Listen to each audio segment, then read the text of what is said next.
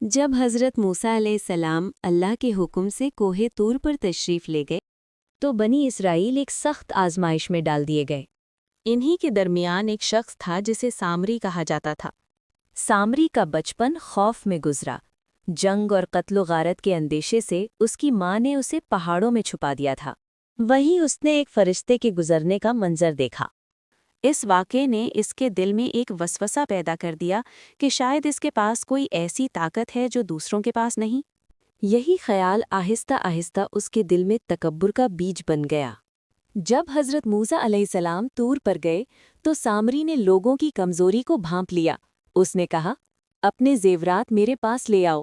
میں تمہیں ایک ایسا معبود بنا کر دوں گا جو تمہیں نظر بھی آئے گا اور تمہارے ساتھ رہے گا۔ لوگوں نے سونا جمع کر دیا۔ سامری نے اسے پگھلایا، سانچوں میں ڈھالا اور ایک سنہرا بچڑا بنا ڈالا۔ وہ بچڑا سورج کی روشنی میں چمکتا تو لوگ حیرت زدہ رہ جاتے۔ سامری نے اس میں ایک چال بھی چھپا دی تھی۔ جب ہوا گزرتی تو اس میں سے سیٹی جیسی آواز نکلتی اور لوگ سمجھتے کہ یہ جیتا جاگتا ہے۔ ہزاروں لوگ وہاں جمع ہو گئے۔ کوئی چیخنے لگا، کوئی تالیاں بجانے لگا اور کچھ تو سجدے میں گر پڑے۔ سامری یہ سب دیکھ کر خوش ہوتا رہا، جیسے اس نے خدا بننے کا دعویٰ اپنے دل میں چھپا رکھا ہو۔